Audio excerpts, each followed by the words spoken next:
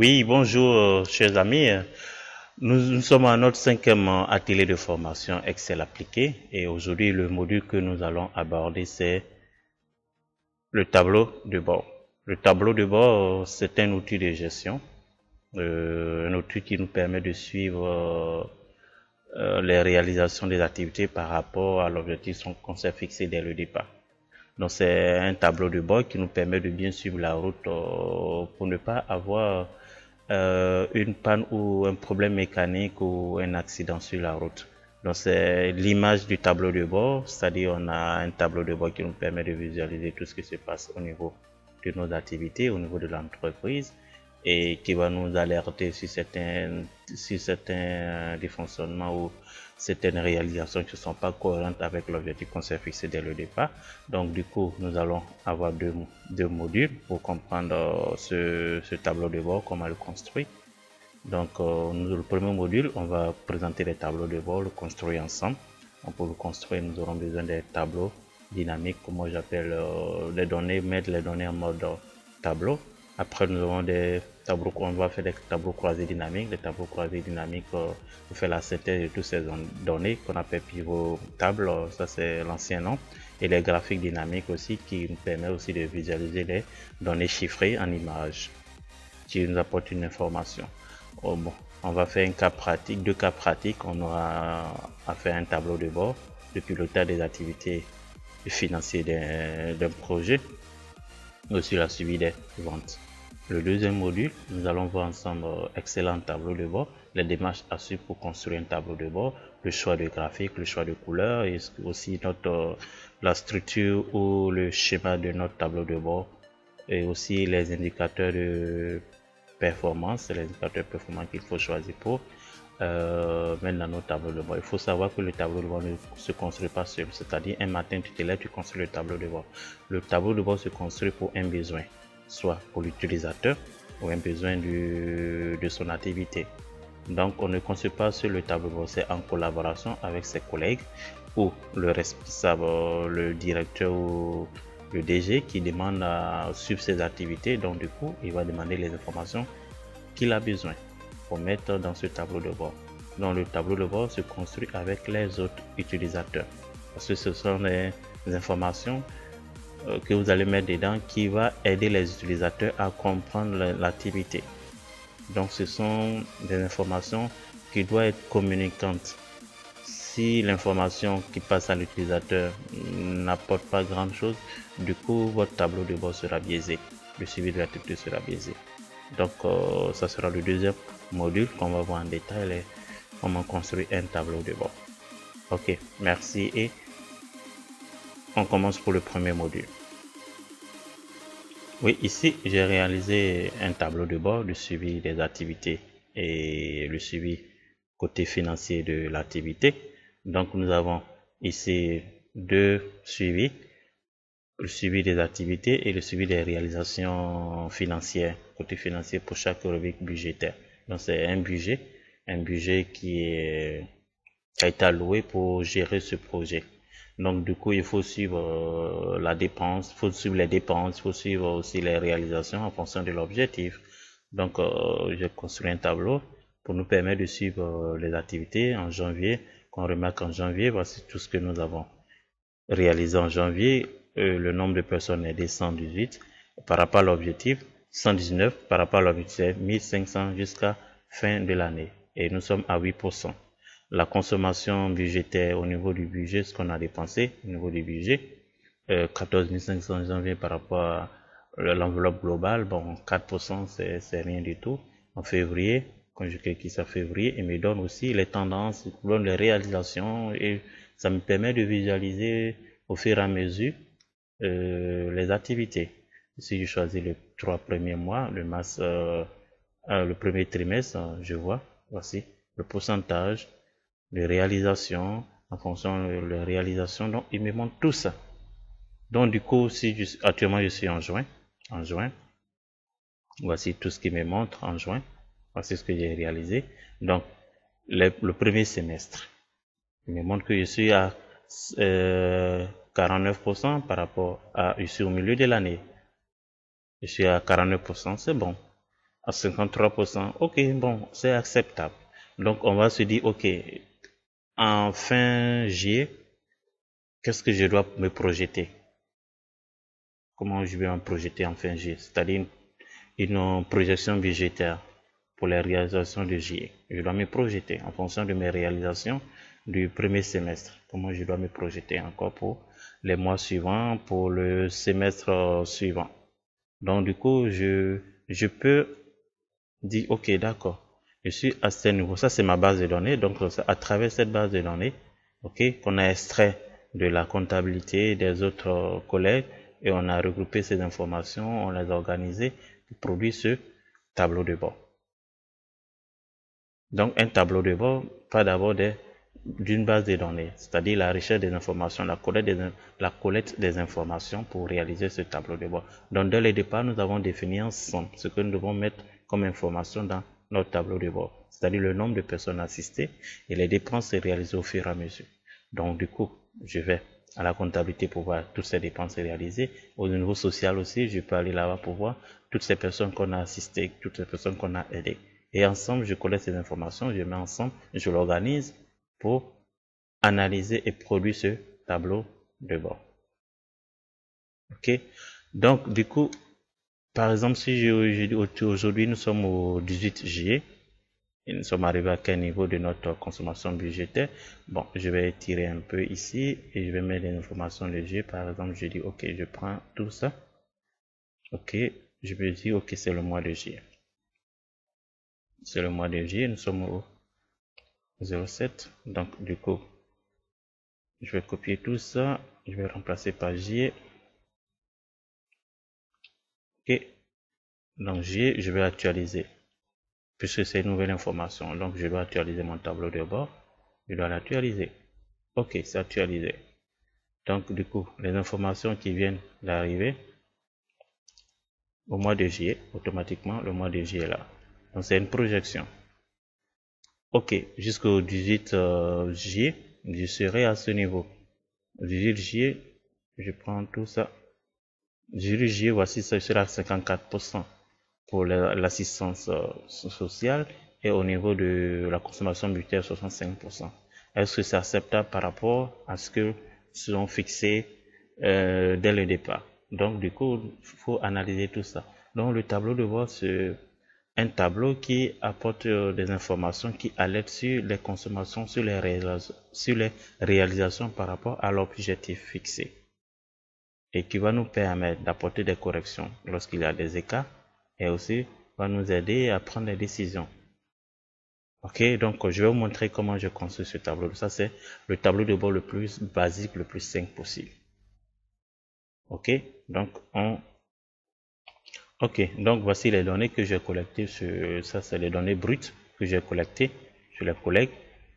Ok, j'ai collecté à la comptabilité les dépenses, les aides aux personnes vulnérables. J'ai connecté tout ça sur les autres collègues et j'ai organisé toutes ces données et je dois travailler sur ces données pour produire ce résultat que j'ai, ce tableau de bord. Donc, c'est des données brutes.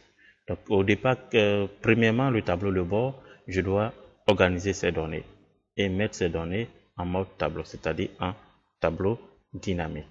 Tableau dynamique, c'est quoi? C'est mettre mettre les données sous forme de tableau dynamique. Donc, je dois sélectionner toutes ces informations et je mets automatiquement, il me donne ça. Donc, je peux choisir la couleur que je veux. Donc, ici, je peux changer.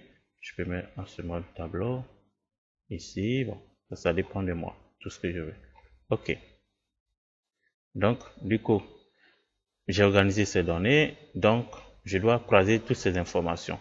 Le transport, c'est combien on a réalisé, les dépenses, au niveau de l'appui, recherche, travail, au niveau de chaque rubrique, je dois organiser les dépenses, aide, loyer, combien on a dépensé pour ce mois. Donc, du coup, j'organise ces données ici, je mets en mode date.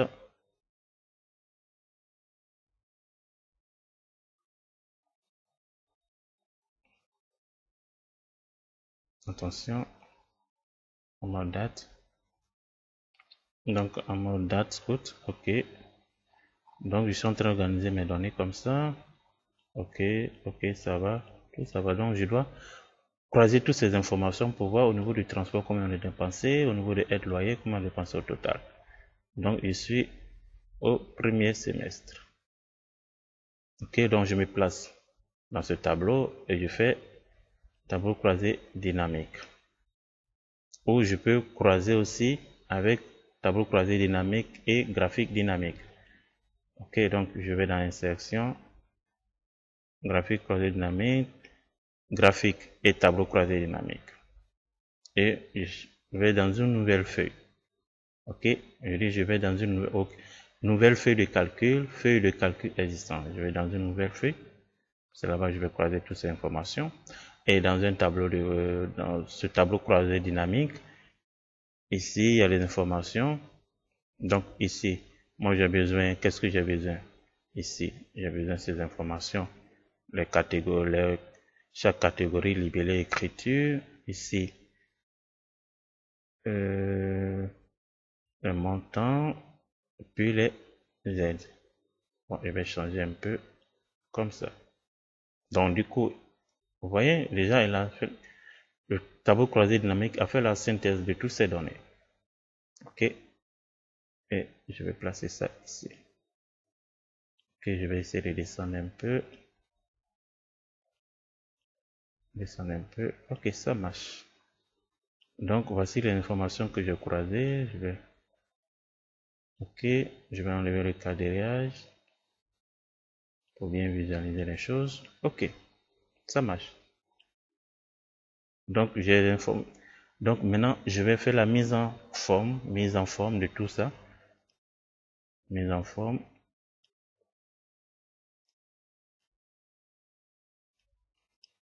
Ici, le graphique, je vais travailler un peu sur le graphique.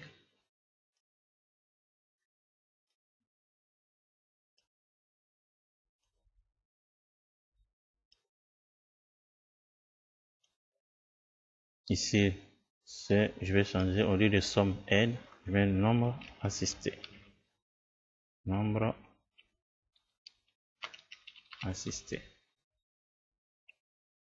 Ici, au lieu de dire somme débit, je peux dire réaliser. Réaliser. Réaliser. Tout ce que nous avons réalisé. Donc, je travaille sur le graphique. J'ai le type. Je peux choisir comme ça. Comme ça.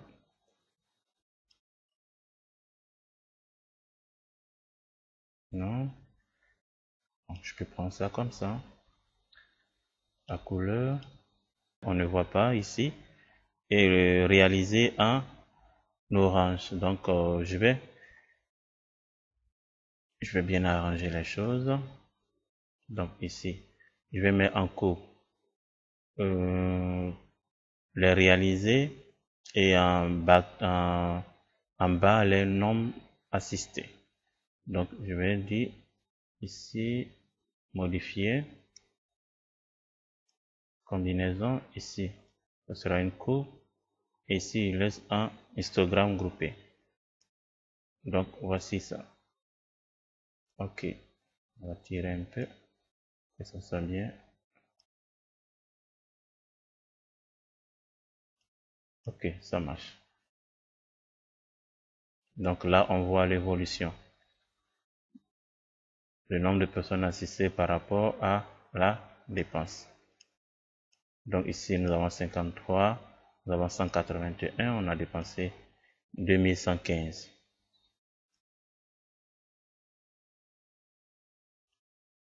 Ok, ça marche. Donc, je vais changer un peu la couleur. Bon, je laisse le bleu comme ça, c'est bon. Le style, parce que je vais changer le style, comme ça.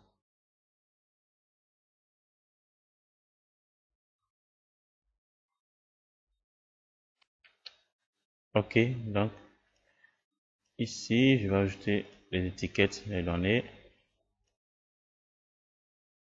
Étiquette des données. Non, non, pas ici. Je mets les données sur le nombre de personnes assistées. Ok, ça marche. Donc ici, je vais créer un filtre, un segment qui va nous permettre, lorsque je choisis un mois, me donne l'évolution de tout ce qui a été réalisé pour le mois. Donc ici, je vais ajouter un segment. Par exemple, ici, nous avons ça, ce modèle, c'est ici. Dans ce segment, lorsque je clique sur le mois, il me donne l'évolution du mois. Par exemple, ça. Par exemple, ça. Ok, donc c'est ce que je vais faire ici.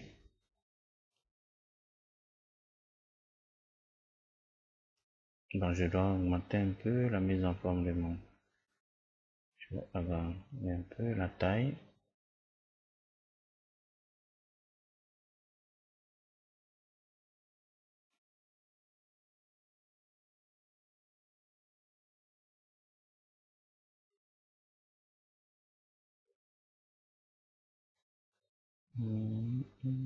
Augmenter un peu.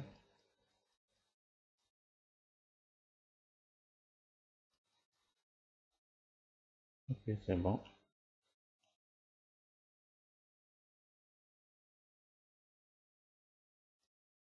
Je choisis ce style. Hein. Ok, ça marche. Ok, donc je vais insérer un segment, donc mensuel. Donc ici, avant d'insérer le segment, je vais prendre ça, ça c'est les données fixes.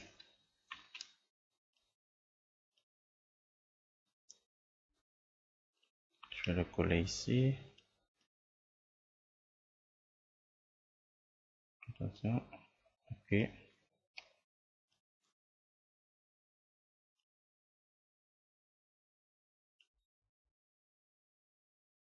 Pourcentage réalisé.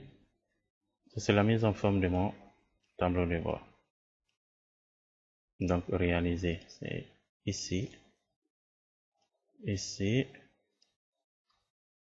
pourcentage réalisé par rapport à divisé par l'objectif. Ok. Donc je vais ajouter mon segment et lorsque je clique par exemple ici sur un mois, il me donne l'évolution. Donc je vais juste copier ça. Je vais l'insérer ici.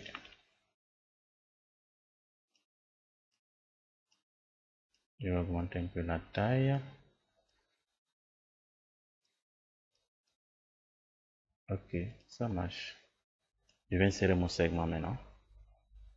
Donc pour insérer le segment, il faut que j'ai le mois. Parce que ici, j'ai les mois. Par contre, dans ma base de données, j'ai des mois, j'ai des dates. C'est pas des mois. Donc je vais convertir ces dates en mois. Donc ici, je vais insérer une colonne mois que je vais convertir ces dates en mois. Donc ça sera test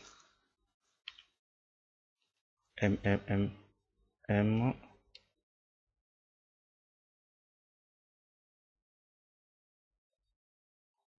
4M. Ok. Donc automatiquement, il me convertit ces dates en mois. Donc du coup, ici, je vais plus insérer mon segment. Donc je reste dans le tableau croisé dynamique. Je vais dans analyse, insérer un segment et c'est le mois que j'ai besoin. Pour le mois,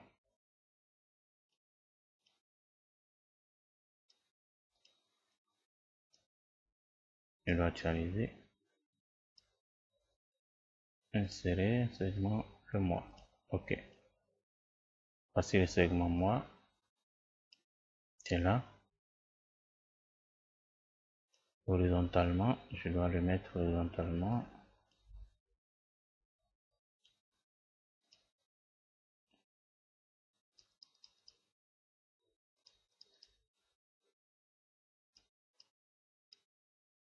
Moi j'ai les 12 puisque j'aurai d'autres mois ajoutés après. Ok.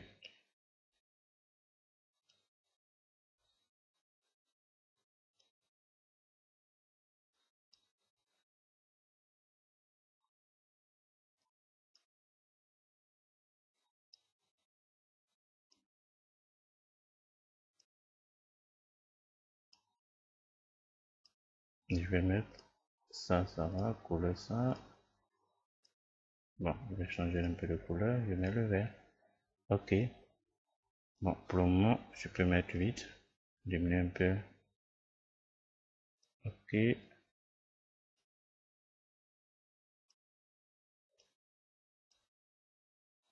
peux mettre 6. Ça marche. Tirer un peu. Ok. Donc, je vais voir. Ok, ça marche. Donc, en janvier, voici ce que j'ai réalisé, le pourcentage et l'évolution. Ok, ça marche. Vous voyez, ça marche, ça marche. Je choisis le premier trimestre. Voici l'évolution, le pourcentage réalisé. Je vais se remettre un peu de... Oui, je mets ça. Et de couleur. Changer un peu. Mais ça, non, c'est pas trop, c'est trop fort. Ok, ça marche. Ici, changer création ici. Ça un peu, ça va, ça va. Est-ce que ça peut aller? Style d'écriture. Je mets le bleu. Après, je fais sortir le caractère d'écriture. Bon, c'était pas, reste comme ça. Création, je vais chercher.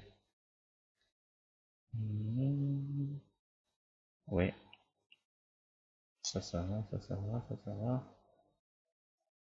Couleur.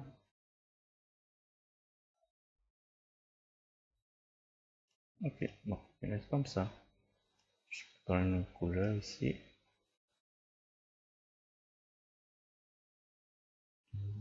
Ça va. Bon.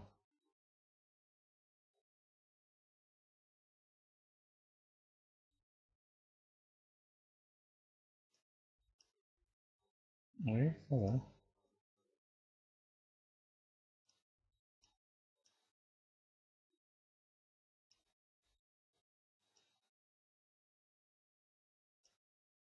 Ok. Bon, j'ai mis le bleu partout, hein. Bon, je peux choisir les couleurs. Mais bon, les couleurs, bon, c'est pas intéressant. Je vais laisser comme ça, simple. Ok, simple comme ça. Ok, donc, voici juste un exemple basique de construire un tableau de bord financier. Donc, ici, je suis en juin. Si je suis en juillet, par exemple, je vais encore collecter les informations sur les collègues et je vais l'ajouter au suivant. Donc, je suis, par exemple, aujourd'hui en juillet. Donc, par exemple, je vais changer toutes ces informations. Je vais le conduire en juillet, par exemple, en juillet.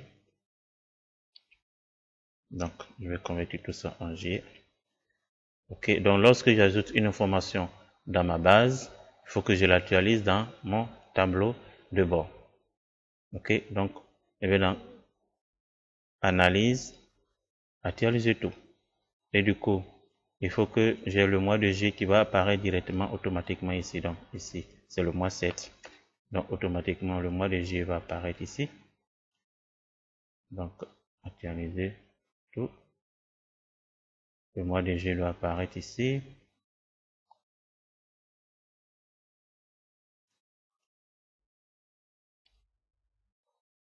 Automatiquement, le mois de juillet doit apparaître. Donc, attends, correction. Ok. C'est bon. C'est bon. Donc, je dois actualiser. Ok. Voici juillet qui est là. Donc, au fur et à mesure, je collecte des informations, je les ajoute, j'actualise dans mon tableau de bord et automatiquement, il prend en compte et me donne l'évolution. Donc, ça, soit un tableau de bord journalier ou un tableau de bord de gestion hebdomadaire ou mensuel. Donc, c'est à vous de voir. Donc, chaque fois que vous collectez une information, vous mettez dans la base, vous actualisez votre tableau de bord et prend en compte de toutes les nouvelles informations qui viennent de s'ajouter dans votre base. Donc, juste basique pour construire un tableau de bord. Merci bien et on passe au deuxième module. Au deuxième cas pratique, pas le deuxième, au deuxième cas pratique, le suivi des ventes. Ici, nous avons réalisé un rapport de suivi des ventes par agent et par région. Donc, c'est-à-dire, nous avons des agents dans chaque région, des agents qui réalisent des ventes dans des régions. Et ici, nous voulons savoir quel est le meilleur agent qui a fait beaucoup de ventes, qui a fait plus de ventes, et quelle est la région où la vente est élevée au maximum. Donc ici, par exemple, Eliane, c'est elle qui est le meilleur agent parce qu'elle a réalisé plus de chiffre d'affaires. Ok. Et dans la région du sud, elle a beaucoup vendu dans cette région. Peut-être elle maîtrise bien le terrain. Le nord, alors que le centre, bon, peut-être la population ou le client ou la population cible à nos produits sont pas trop intéressés. Ici, après c'est Zenem, après c'est Rita, et nous voyons l'évolution dans chaque région par rapport à l'agent, où il y a plus de réalisation. Donc c'est en fonction de tout ça, nous allons analyser ces données, ce tableau de bord, ce suivi, pour prendre des décisions. Est-ce que, bon, par exemple, Eliane qui vend beaucoup plus au sud, est-ce qu'on va la maintenir là-bas ou pourquoi là-bas, cette région, il y a plus de ventes, est-ce que cette cible ou bien ces clients qui sont à ce niveau connaissent bien le produit, sont beaucoup intéressés par rapport au comment Eliane travaille par rapport à la région du sud et les autres. Bon, Zenab, elle n'a rien réalisé au sud. Et si on montre Rita aussi, elle a réalisé au sud, mais pourquoi Eliane a plus réalisé au sud que Rita? Pourquoi? Comment? Qu'est-ce qui s'est passé? Est-ce que Rita, son approche par rapport aux clients au sud n'est pas adaptée ou bien peut-être elle n'a pas cette langue parce que c'est une région, il y a la langue aussi qu'il faut maîtriser ou aussi le terrain qu'il faut maîtriser. Est-ce que c'est Eliane qui maîtrise bien le terrain par rapport aux autres? Mohamed au sud aussi. Donc du coup, on a vu que c'est Eliane ce qui a réagi plus au sud par rapport aux autres agents. Donc on va chercher à comprendre tout ça. Et nous voyons l'évolution aussi de tout ça. Et quand on clique sur janvier, on voit, bon, c'est Mohamed qui a plus réalisé au mois de janvier dans la région du centre. Après, c'est le sud. Après, c'est l'ouest. Et le sud, on voit février. Le meilleur agent, c'est Eliane. En mars, le meilleur agent, c'est Rita au centre. Et avril, on prend les 3 premiers mois. C'est Mohamed qui a réalisé plus au centre par rapport aux autres qui ont réalisé moins au centre. Donc tout ça, nous allons chercher à comprendre d'un agent commercial et aussi par rapport à la région, qu'est-ce qui se passe pour mieux réaliser notre chiffre d'affaires ou bien pour mieux vendre ou pour compenser le dysfonctionnement ou les déficits. Donc c'est ça l'objectif du tableau de bord. Donc ça nous permet de lire et de prendre des décisions et de comprendre tout ce qui se passe. Ça permet de comprendre tout ce qui se passe dans l'entreprise. Ok? Donc je vais vous montrer comment j'ai réalisé ça. Ça aussi c'est un tableau de bord simple, basique. Donc pour réaliser ce tableau de bord, j'ai pris dans le catalogue commercial tout ce qui est vente de chaque agent. J'ai des données brutes que je dois convertir en tableau dynamique. Comme je vous ai dit, à chaque fois, il faut convertir en tableau dynamique. Bon, je vais expliquer pourquoi au deuxième module, pourquoi à chaque fois, il faut convertir les données en mode tableau dynamique, en mode tableau. Ok. Donc, j'ai ces données que j'ai collectées des ventes de Rita, de Younes, de Mohamed à chaque fois. Et j'ai réuni toutes ces informations ensemble pour réaliser le suivi. Donc pour Rita, j'ai collecté ces informations, Younes m'a envoyé ces informations, Mohamed, ainsi de suite. Donc nous sommes au mois 11 2018. Donc je dois suivre ces activités jusqu'à ce que fin de l'année 2018, fin décembre 2018, le résultat soit fiable et aussi un bon chiffre d'affaires. Et comment aussi est-ce qu'on va compenser aussi, motiver les agents? Le meilleur agent, le deuxième, le moins agent, le meilleur agent, l'agent faible, et comment les motiver? Donc ici, bon, toujours on reste dans le même cadre de principe, mettre les données en mode tableau dynamique, après faire la synthèse de toutes ces informations. Donc ici, ce que nous demande, c'est de faire le montant des ventes par agent et par région et le pourcentage des ventes. Ok, donc ici, je vais croiser ces informations, croiser dynamique. Je reste sur, pas une nouvelle feuille, sur la même feuille.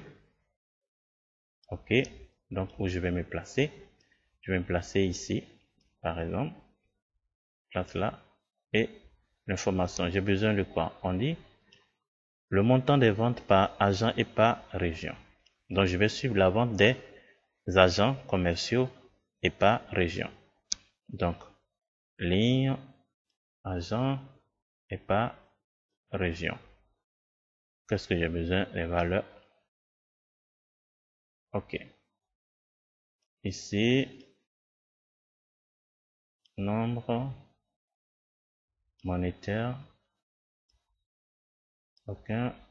Ok. Ok. Donc, j'ai les agents par région, raison de chaque agent par région. Donc, ici, qu'est-ce qu'on demande? Le pourcentage des ventes. Le pourcentage des ventes. Donc, ici, je dois ajouter encore une autre valeur, somme. Ici. Et c'est ici, je vais faire le pourcentage. Donc, je me place ici. Le pourcentage du total par rapport. Non, non, pas ça. Pourcentage par rapport au total. Ok, ça marche. Donc le pourcentage. Et ça, je dois, ici, je dois mettre des barres, ici. Ok. Donc je me place ici. Ok, donc ici, au niveau des barres de chaque région, l'évolution des régions, donc je me place ici et je vais dans insertion et accueil, mise en forme, nouvelles règles. Et je viens ici, toutes les cellules affichant des valeurs somme de par région. Et je choisis barre de données, la couleur ici, je choisis ça, bon, je change de couleur, je mets ça, c'est trop foncé. Oui, c'est bon, ok. Donc, ok, je dois masquer ces pourcentages, donc je dois les masquer. Donc je reviens ici, accueil, mise en forme, gérer les règles, modifier les règles. Ici, je dis afficher les barres uniquement. Donc, ok, ça marche. Ok, ça marche. Donc ici, somme montant, ici, ce sera le pourcentage. C'est le pourcentage. Ici, au lieu de somme montant, c'est-à-dire vente, les ventes. Les ventes réalisées. Ok. Maintenant, ici, comment ajouter ce segment qui montre l'évolution. Ok. Mensuel. Dans ma base, ici, je n'ai pas, dans ma base ici, je n'ai pas le mois, j'ai que les dates. Donc ici, on va ajouter une colonne mois. On va aussi convertir les dates en mois. C'est ce que je vous ai montré. Pour le premier cas pratique, je vous ai montré comment convertir les dates en mois. C'est la même chose, c'est ce qu'on va faire.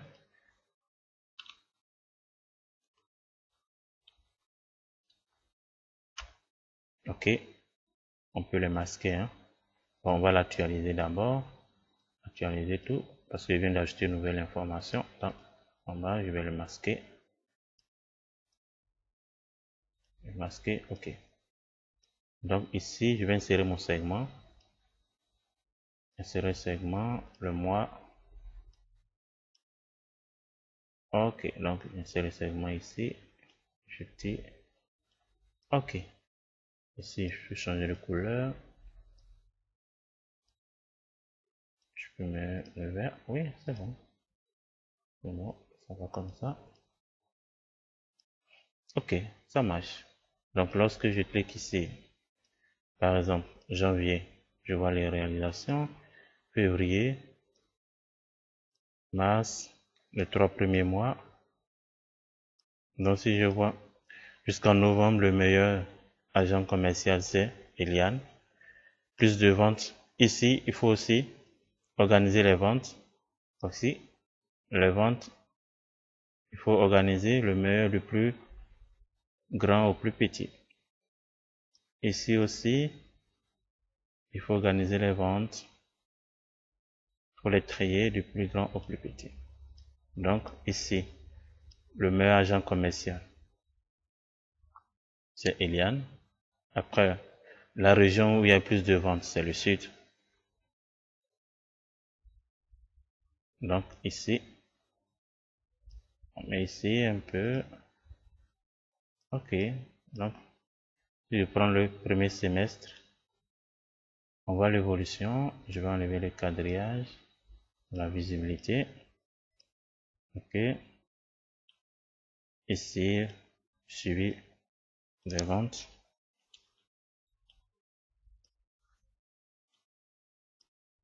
Le suivi des ventes. Ici, je peux mettre un peu le attention. Attends, oui. Ici, par exemple, je vais l'habillage un peu. Info. Et par exemple, ici, donc, ici, on voit les choses. On voit les choses. Ça marche.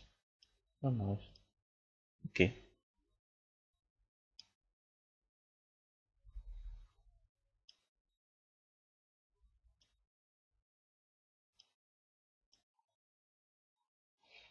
Ok, ça va. Donc, c'est juste vous montrer un aperçu de tableau croisé, de tableau de bord, aperçu de tableau de bord, comment, à quoi ça sert les tableaux de bord et comment les construire et pourquoi il faut les construire.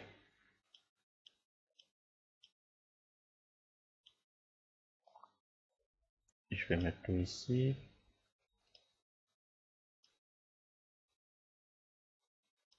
Pas la peine de mettre ça.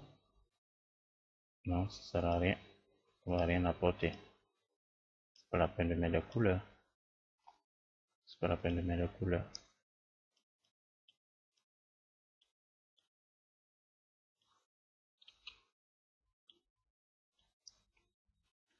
Ok, ça marche. Donc, on a notre petit tableau de suivi. Et puis c'est réalisation. Ok, ça marche, tranquille. Je ne sais pas si vous avez remarqué, à travers ces deux cas pratiques que je vous ai montrés, euh, le principe de départ est, le principe de départ c'est la même chose. C'est-à-dire collecter les informations, mettre ces données, organiser ces données, mettre ces données sous forme de tableau dynamique en mode tableau, croiser ces informations. Après maintenant, on réalise notre tableau de bord. Donc ça c'est le principe de base. Et après le deuxième module, nous allons voir les démarches à suivre pour bien réaliser un tableau de bord.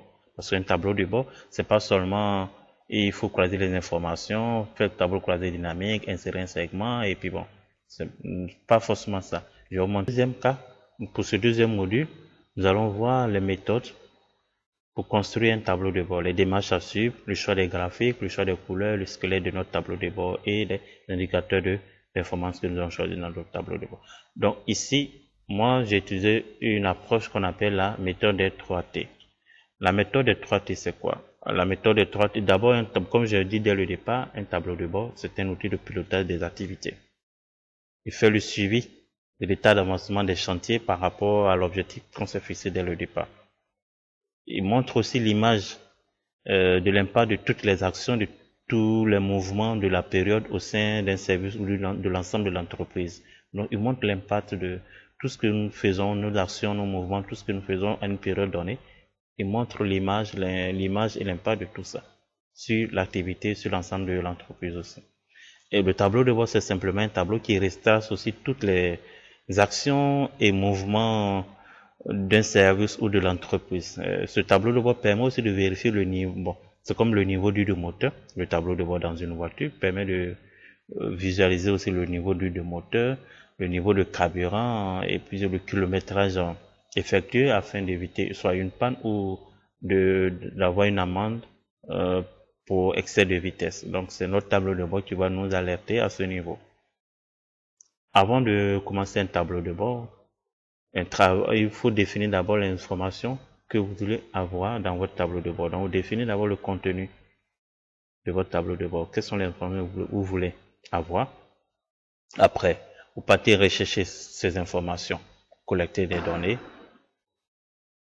À la recherche d'informations, soit avec les collègues, soit dans un logiciel comptable ou de paye. Si c'est un tableau de bord RH, il faut avoir le département RH. Si c'est financier, côté financier, voir la comptabilité. Et tableau de bord commercial, avoir le département commercial aussi, ou bien le catalogue commercial. Donc, il faut d'abord déterminer les informations que vous voulez avoir dans le tableau de bord et aller les chercher, la source de ces informations.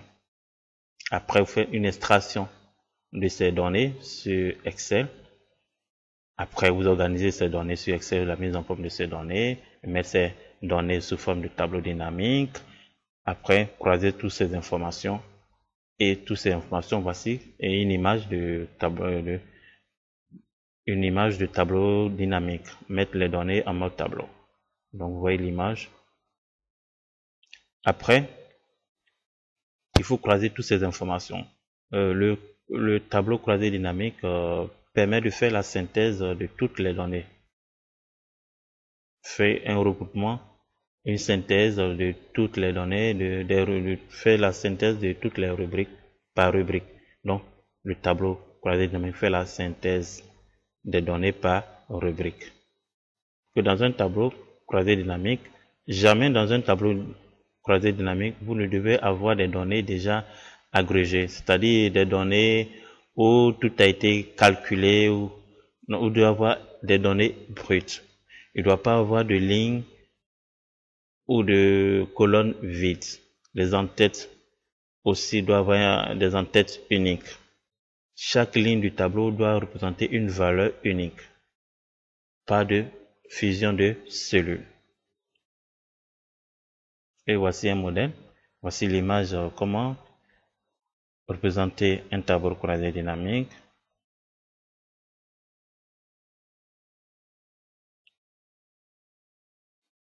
Comme je vous dis tantôt, le tableau de bord, il y a 3 étapes pour construire ce tableau de bord.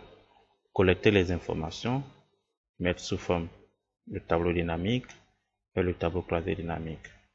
Et la dernière étape, c'est d'abord maintenant comment on va positionner toutes ces informations. Les graphiques, les segments.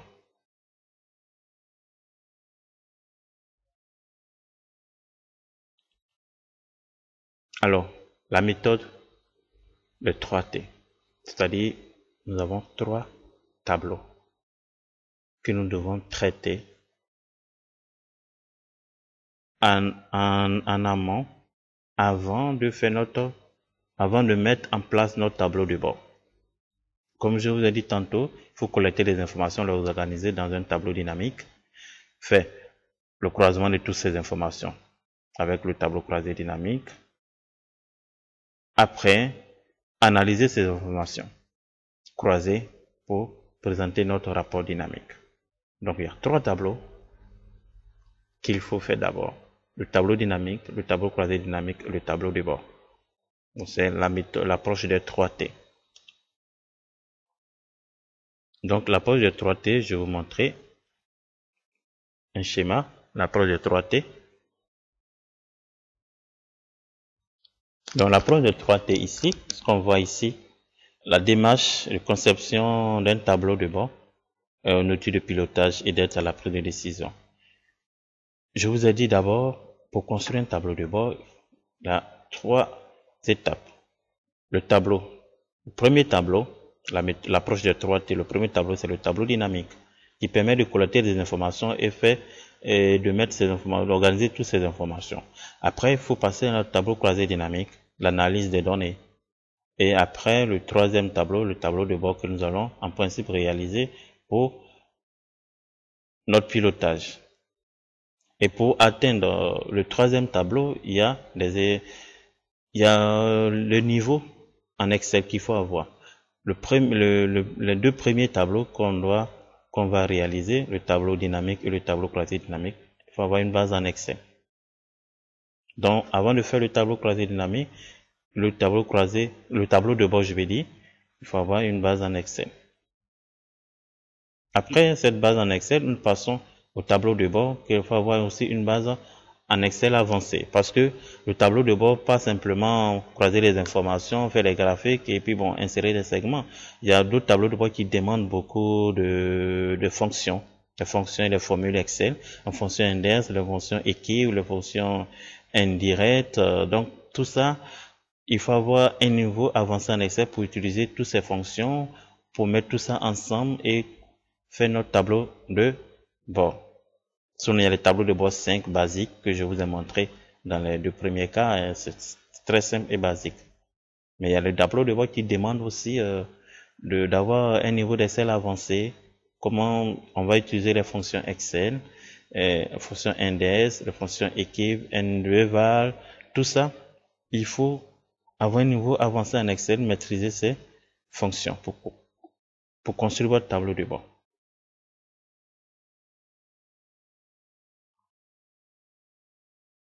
Ok, donc voici un schéma, à peu près les marches à suivre pour construire un tableau de bord, que j'appelle l'approche des 3T, la méthode des 3T.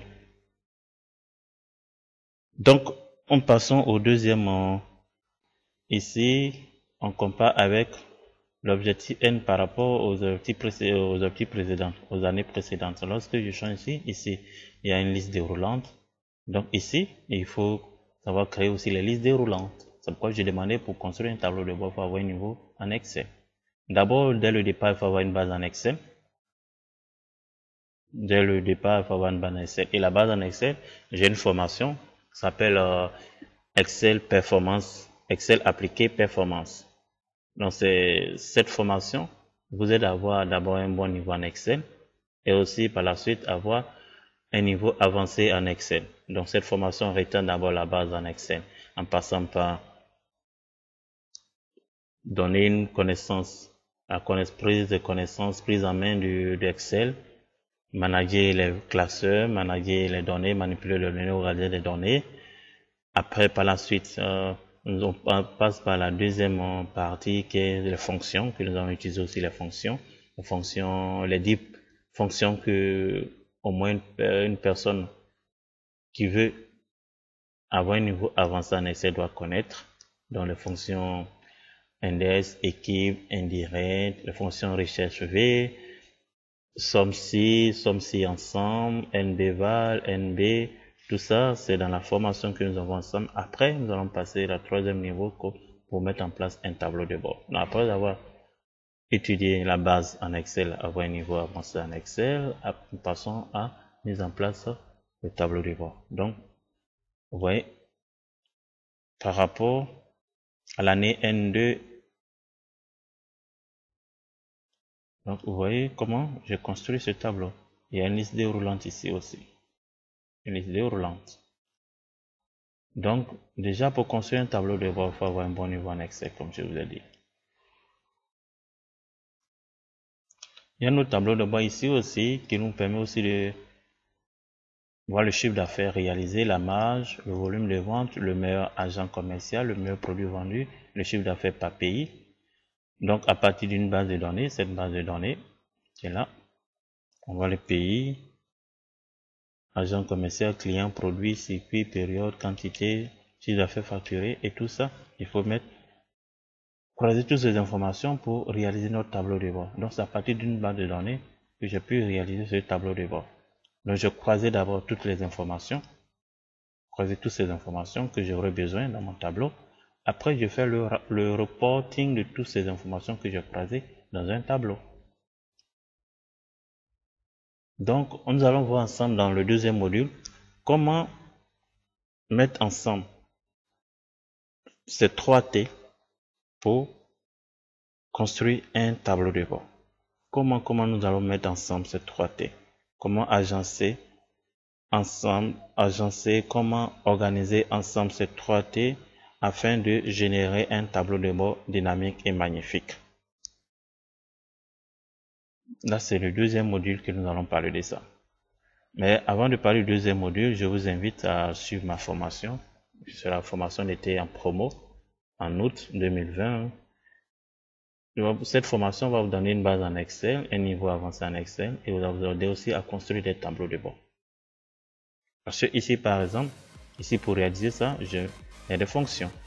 Nom propre, texte, ici, nom propre, décalé, tout ça, et ici, lire, données, tableau croisé dynamique. Donc, c'est des formules que j'ai indiquées dans mon tableau de bord. Donc, ces formules-là, vous devez les connaître. Le deuxième, ça par exemple, c'est des fonctions ici, fonctions indirectes que j'ai introduites dans ce tableau de bord. Donc, du coup, si vous ne connaissez pas toutes ces fonctions de base, c'est difficile de réaliser un tableau de bord. Ok, merci bien et on se revoit. Ok, merci et on se revoit bientôt pour le deuxième module. Comment construire un tableau de bord, les démarches à suivre pour construire un tableau de bord, comment utiliser les fonctions pour construire des tableaux de bord. Mais avant tout, abonnez-vous et soyez attentifs à mes différentes formations. Il y a une formation complète bientôt en août en 2020 qui est une formation d'été en promo. Donc ça va vous aider à avoir une base en Excel, avoir un niveau avancé en Excel que nous allons étudier ensemble les fonctions et les tableaux de bord. Donc merci et on se revoit très bientôt. Restez à l'écoute, abonnez-vous. Merci et